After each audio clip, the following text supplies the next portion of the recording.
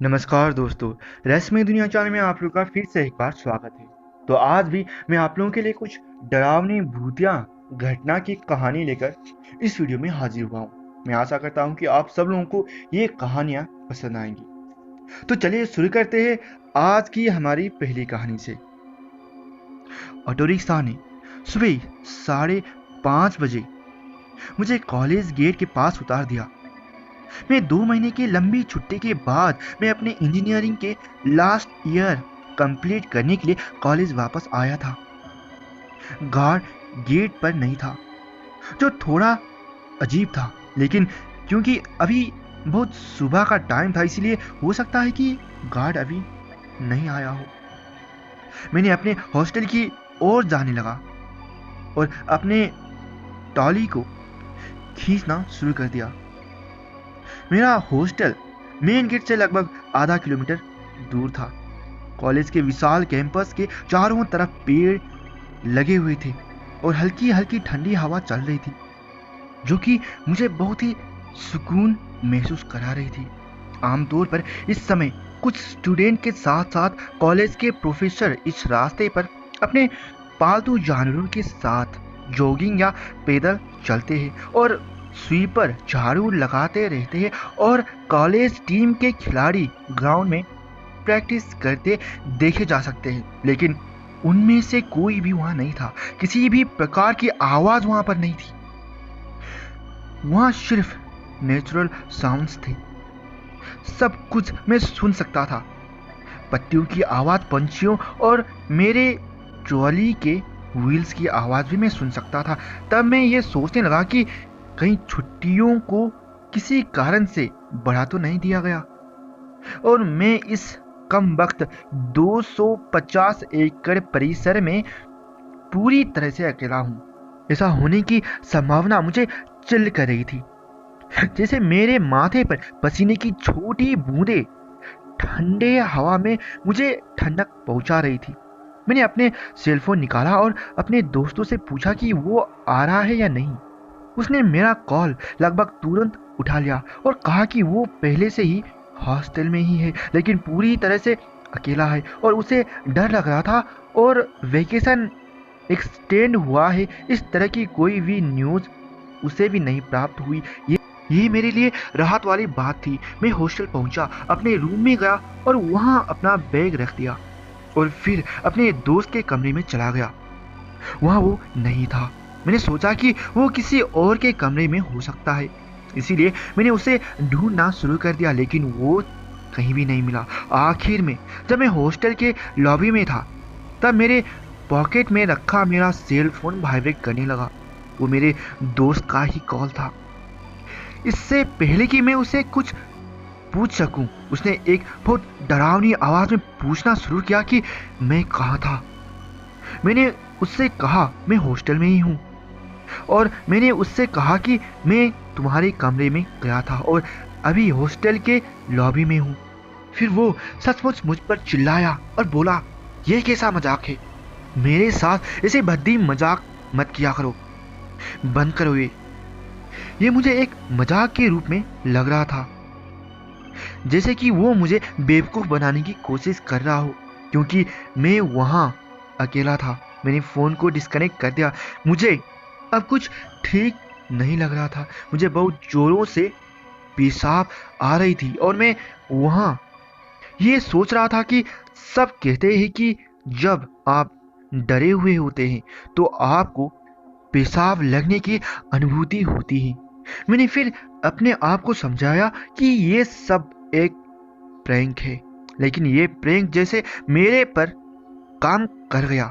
मैं वॉशरूम में गया और टॉयलेट करने के बाद हाथ धोया और चेहरे धोने के लिए बेसिन के पास गया। हाथ धोने के बाद जैसे ही मैंने अपना चेहरा ऊपर उठाया, दर्पण में देखकर मेरी रीढ़ की हड्डी सुन्न हो गई थी और पसीने का बूंद मेरी गर्दन के पीछे से होते हुए मेरी रीढ़ तक आ गई। वहां दर्पण में कोई भी नहीं था और उस आईने में न मैं दिखाई दे रहा था ना ही कुछ और बेहोश होने से पहले मैंने दीवार में एक झलक दिखी जैसे कि मैं ही वहां खड़ा हूं, और उसके बाद मुझे कुछ भी याद नहीं है। तो दोस्तों, आपको ये हमारी पहली कहानी कैसी लगी? तो आइए चलते हैं हम अब दूसरी कहानी की तरफ। ये घटना तब की है जब मैं बच्चा था और 8वीं क्लास में पढ़ता था। मैं और मेरे दोस्त देर शाम में लुका छुपी खेलते थे और हम सेंट्रल गवर्नमेंट के द्वारा बनाए गए क्वार्टर में रहते थे। और उस क्वार्टर में दो घर के बीच में पार्किंग स्पेस हुआ करता था और आमने सामने की बिल्डिंग के बीच में एक छोटा सा स्पेस होता था। उस क्वार्टर में आसपास और कुछ भी नहीं था। थोड़े से दूर पर एक छोटा सा गांव था, लेकिन हमारे क्वार्टर से वो गांव थोड़े दूरी पर ही पड़ता था। हर दिन की तरह उस दिन भी हम लोग शाम को लुका छुपी खेल रहे थे और छुपने के लिए मैं और मेरा दोस्त सुमित अपने क्वार्टर से थोड़ी दूर एक दूसरे क्वार्टर के एक गैरेज पर चढ़ जाते हैं और हम वहां बैठकर छुप जाते हैं ताकि कोई भी हमें देख ना सके। लेकिन बहुत देरी तक कोई भी वहां हमें खोजने के लिए नहीं आया। नीचे बैठे हुए मैंने किसी व्यक्ति का चेहरा देखा जो मुझे सामने वाले इमारत की छत के ऊपर से दिख रहा था। तो यहाँ मैं आपको बता देता हूँ कि सारा क्वार्टर 2 मंजिला थी और ऊपर छत पर जाने के लिए कोई सीढ़ी भी नहीं थी। मैं उस समय ये सोच रहा था कि कैसे कोई व्यक्ति वहाँ है, क्योंकि छत के शीर्ष तक कोई सीढ़ी नहीं जाती थी और रात में ये संभव भी नहीं था कि कोई छत पर चढ़ जाए। दिन के समय भी छत पर जल्दी कोई नहीं जाता था और रात में अंधेरे में छत पर चढ़ना भी आसान नहीं हुआ करता था। मैंने देखा कि वो चेहरा मुझे लगातार घूर रहा था। हालांकि रात होने के कारण दृश्यता अच्छी नहीं थी, लेकिन मुझे केवल छत के ऊपर से वो चेहरा अच्छी तरह से दिख रहा था, पर उसका बॉडी पार्ट विजिबल नहीं था। और मैंने पास ही बैठे सुमित को भी ये बात बताई, पर उसे कुछ भी नहीं दिखा। लंबे समय तक वहां कोई भी नहीं आया, इसीलिए हम गैरेज से नीचे उतर गए और वापस अपने क्वार्टर की तरफ चले गए। वहां पर बाकी दोस्त पहले से मौजूद थे। हमने पूछा, तुम लोग हमें खोजने क्यों नहीं आए? तो उन्होंने कहा कि हम जानते थे कि तुम लोग दोनों कहाँ छुपे हुए थे, लेकिन डर से हम लोग वहां तक नहीं गए, क्योंकि एक हफ्ते पहले एक व्यक्ति ने गैरेज में रस्सी से लटक कर खुदकुशी कर लिया था, जो उस गैरेज के बगल वाले क्वार्टर में रहता था। तो दोस्तों, आपको ये हमारी दूसरी कहानी कैसी लगी? तो आइए चलते हैं अब हम तीसरी कहानी की तरफ और अंतिम कहानी की तरफ। ये मेरा पहला नौकरी था और पोस्टिंग था, जो कि इंदौर के छोटे से गांव में था। मैंने एक कमरे का घर किराए पर लिया था। मैं जहाँ रहता था वहाँ लगभग एक गांव था। मुझे सुबह 9 बजे अपने ऑफिस पहुंचने के लिए सुबह 7 बजे बस लेनी पड़ती थी। वहाँ गांव के बगल में एक हाईवे है। उस हाईवे के दोनों ओर किनारे पर बड़े बड़े खेत थे और मुझे हाईवे तक पहुंचने के लिए खेत को क्रॉस करके जाना पड़ता था। जिस रास्ते से मैं जाता था उस रास्ते में 1-2 घर थे जो कि बहुत ही जर्जर हालत में थे। उस खेत को पार करने के बाद 100 लोगों का छोटा सा समुदाय रहता था वहां पर, या इसे एक छोटी सी कॉलोनी भी कहा जा सकता है। और मेरा किराए का घर भी उसी कॉलोनी में ही था। और यहाँ अधिकांश घर झोपड़ियों जैसे दिखते थे। कुछ घर सीमेंट के थे, लेकिन वो लगभग खराब हो चुके थे। मैं उन्हीं में से एक सीमेंट के घर में रहता था। आधुनिकीकरण अभी इस गांव के लिए एक बहुत दूर का सपना था। वहाँ बेसिक फैसिलिटी भी नहीं थे। सुबह 6 बजे उठकर 8:30 बजे तक मैं तैयार होकर मैं बस स्टॉप तक पहुंचने के लिए, जो कि हाईवे पे था, लगभग नेक्स्ट 30 मिनट तक खेत में चलता था। मैं ऑफिस से घर वापस लगभग 9 बजे रात में आया करता था। हर दिन मुझे अपने घर वापस जाने के लिए वो बड़ा सा खेत को क्रॉस करना पड़ता था। उसी रास्ते में एक छोटा झोपड़ी था जिसके दरवाजे पर हर दिन एक महिला खड़ी रहती थी। वहाँ एक धीमी रोशनी देता हुआ लालटेन जलाते रहता था वो महिला, और ये घर उस रास्ते से लगभग 50 गज की दूरी पर था जहाँ से मैं जाया करता था। मैं जब भी ऑफिस से लौट कर आता था, वो लड़की मुझे हर रोज घूरती थी, जैसे मैं उसे डिस्टर्ब कर रही हूँ। पहले कुछ दिन मैंने उसे नोटिस नहीं किया था, लेकिन कुछ दिन के बाद जब मेरी नज़र उधर गई तो मैंने उसे देखा, और ऐसा एक दिन भी नहीं होगा कि उसने मुझे घूरा नहीं हो। उसका उम्र लगभग 30 के आसपास होगा और मैं 21 वर्ष का था, इसीलिए ये मेरे लिए असहज था। 15वें दिन जब मैं लौट रहा था तो मैंने उसे अपने रास्ते में खड़ा पाया। मैं चौंक गया, क्योंकि ये एकमात्र चलने वाला रास्ता था। मेरे पास उसके सिवाय और कोई रास्ता और विकल्प नहीं था। मैंने अपने सर को नीचे झुका लिया और अपने रास्ते चलने लगा, और मैं तीव्र गति से चलने लगा था। मैं उसे क्रॉस करके थोड़ी ही आगे बढ़ा था कि तभी अचानक उसने कहा, जरा रुकिए। मैं रुक गया, और उसने मुझे कहा, क्या आप इसे मेरे पिताजी को दे सकते हैं?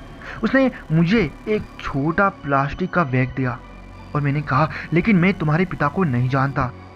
और फिर उसने कहा, क्या आप बरगद के पेड़ के पीछे वाले घर में रहते हैं, जिसकी एक खिड़की टूटी हुई है ना? और मैंने कहा, हाँ, मैं वहीं रहता हूँ, लेकिन आप ये सब कैसे जानते हैं? फिर उसने कहा, मैं कैसे नहीं जानूंगी, मेरे पिताजी ने मुझे बताया है। अच्छा, ये सब छोड़िए, कृपया करके इस अचार को ले ले, और आज रात के खाने में इससे मेरे पिताजी को जरूर दे। उन्होंने मुझे बताया कि कल का भोजन उनको बिल्कुल भी पसंद नहीं आया था। और मैंने कहा, क्या आप मजाक कर रहे हैं? मुझे उम्मीद है कि आपको पता होगा कि मैं अकेला रहता हूँ, और कल रात के खाने पर मैंने किसी भी व्यक्ति को आमंत्रित नहीं किया था, आपके पिता को भी नहीं।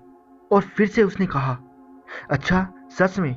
तो जरा मुझे बताइए, मुझे कैसे पता चला कि आपने कल रात के भोजन में 3 चपाती, मसूर और गर्म बीटरूट का एक कप सूप खाया था? और ये सुनकर मेरा पूरा शरीर सुन पड़ गया, क्योंकि मैंने कल रात वही चीज़ खाई थी। और मैंने फिर से उससे कहा, मुझे नहीं पता कि आपको ये किसने बताया, लेकिन मैं जल्दबाजी में हूँ और अब मुझे जाना होगा। और ये कहकर मैं जितनी जल्दी हो सके उतनी तेज वहाँ से निकला, और उस आचार के लिए बिना वहाँ से चल पड़ा। जैसे ही मैंने अपने घर पहुंचा, एक बुजुर्ग आदमी की आवाज़ आई, ओह, तुम आखिरकार आ गए। आज रात इतनी देर क्यों हुई? घर का दरवाज़ा बंद नहीं था, और घर में मेन गेट पर खड़े एक 70 साल के आदमी ने मुझसे ये सवाल किया। मैं जितना जोर हो सके उतना जोरों से चिल्लाकर बोला, तुम कौन हो, और आपने मेरी सहमति के बिना मेरे घर में प्रवेश कैसे किया? मेरे खतरनाक स्वर से वो थोड़ा सहम गया, लेकिन वो शांति से मुझसे पूछा, बेटे, तुम ठीक हो ना? क्या तुम किसी चीज से परेशान हो? चलो अंदर चलकर बात करते हैं। एक शब्द भी बोले बिना मैंने पास से कुछ लोगों को बुलाया, और उन्होंने मेरे घर में आए उस अजीब आदमी के बारे में उन्हें बताया। ये सब सुनकर एक व्यक्ति ने मुस्कुराते हुए कहा, बेटा, ऐसा लग रहा है कि आपने आज चढ़ा रखी है। आप इनके साथ कुछ हफ्ते पहले से ही रह रहे हैं, और ये मिस्टर चौबे हैं, और आज आप इन्हीं को नहीं पहचान पा रहे हैं। और वे सब हंसते हुए वहाँ से चले गए। उन्हें लग रहा था कि मैं नशे में हूँ, लेकिन मैं नशे में नहीं था। मैं उस बूढ़े आदमी को घर के अंदर आने का परमिशन देकर उलझन में घर के अंदर चला गया, और उसका अंदर आने का इंतज़ार करने लगा, क्योंकि मेरे पास इसके अलावा कोई और विकल्प नहीं था। मुझे ये जानना था कि मेरे साथ ये क्या हो रहा है। मैंने 15 मिनट इंतज़ार किया, लेकिन वो अंदर नहीं आया। मैं घर के बाहर गया और घर के चारों ओर देखा। वो वहाँ से जा चुका था, और मैं फिर से उन लोगों में से एक के घर गया जिनको मैंने कुछ देर पहले बुलाया था। मैंने उनके दरवाजे पर नॉक किया। और मैंने बोला, क्या आपने मिस्टर चौबे को कहीं देखा है? वो वहाँ कुछ देर पहले थे, लेकिन अब वो वहाँ से चले गए हैं। और वो आदमी मुझसे बोला, कौन? मिस्टर चौबे कौन है? और मैंने कहा, क्या आपने मुझे अभी तो 5 मिनट पहले बताया था कि वो मेरे साथ रहते हैं, वही चौबे जिसके साथ मैं रहता हूँ। और उसने कहा, मुझे नहीं पता कि आप किसके बारे में बात कर रहे हैं। मैं पहली बार आज आपको देख रहा हूँ। मैं तो आपको पहचानता भी नहीं हूँ। आप ठीक तो है ना? मैं उलझन में था। मेरे साथ जो भी हो रहा था उससे मैं बिल्कुल भी नहीं समझ पा रहा था, और मैं कोई सपना देख रहा हूँ ऐसा मुझे लग रहा था। मैंने खुद से सवाल किया कि क्या मैं सपना देख रहा हूँ? ये नहीं हो सकता है। मैं अपने पूरे जीवन में कभी भी ऐसे समस्याओं में नहीं रहा हूँ। ये बहुत ही परेशान करने वाला समस्या था। मैं ये सोचते हुए अपने कमरे में वापस लौट आया। बहुत थके और परेशान होने के कारण मैं कुछ भी खाए बिना सीधे सो गया। अगली सुबह मैं उठा और तैयार होने के बाद मैंने एक नज़दीकी व्यक्ति से पूछा, क्या आप उस महिला के बारे में जानते हैं जो उस खेत के बीच में बनी झोपड़ी में रहती है? और उसने कहा, नहीं सर, मैं नहीं जानता हूँ। और मैंने फिर से कहा, क्या आप श्योर है? और उसने फिर से कहा, मैं यहाँ बचपन से रह रहा हूँ और वो झोपड़ी तब से खाली है। उस झोपड़ी में मैंने किसी भी औरत को नहीं देखा है। वो ऐसे ही खाली पड़ी है। लेकिन आप उसके बारे में क्यों पूछ रहे हैं? एक और शब्द कहे बिना मैंने अपनी सारी चीज़ें पैक की, घर के मालिक को सूचित किया कि मैं घर खाली कर रहा हूँ, उसे 1 महीने का किराया दिया और वो घर और गांव छोड़कर वहाँ से मैं चल गया। मैं वहाँ लगभग 2 सप्ताह तक रहा और मेरा दिमाग बहुत सारी चीज़ों से धोखा खाया हुआ था। मुझे ये सब घटना कुछ समझ में ही नहीं आया। ये उस घटना के बाद जो है, मैंने कुछ मनोचिकित्सक से परामर्श लिया, क्योंकि मुझे ऐसा लग रहा था कि मैं अपना मानसिक संतुलन खो रहा था। लेकिन रिपोर्ट सामान्य थी। 2 साल बाद मैं अभी भी ये समझने की कोशिश कर रहा हूँ कि वास्तव में ये मेरे साथ हुआ क्या था। तो दोस्तों, आपको ये हमारी सभी कहानियाँ कैसी लगी? अगर आपको ये कहानियाँ अच्छी लगी है तो कृपया करके इस वीडियो को लाइक करना बिल्कुल ना भूलिएगा, और साथ ही साथ इस वीडियो को शेयर भी जरूर कर दीजिएगा अपने दोस्तों में, व्हाट्सएप, फेसबुक सभी में शेयर इसको जरूर कर दीजिएगा। अगर आपने अभी तक इस चैनल को सब्सक्राइब नहीं किए तो ऐसे डरावनी कहानियाँ सुनने के लिए, ऐसे मज़ेदार कहानी सुनने के लिए इस चैनल को सब्सक्राइब जरूर कर दीजिएगा, और हमें भी हौसला मिलेगा अगर आप सब्सक्राइब करेंगे तो नई नई अच्छी वीडियो बनाने को। तो इस चैनल को सब्सक्राइब जरूर कर दीजिएगा। तो आज के लिए इस वीडियो में इतना ही। धन्यवाद।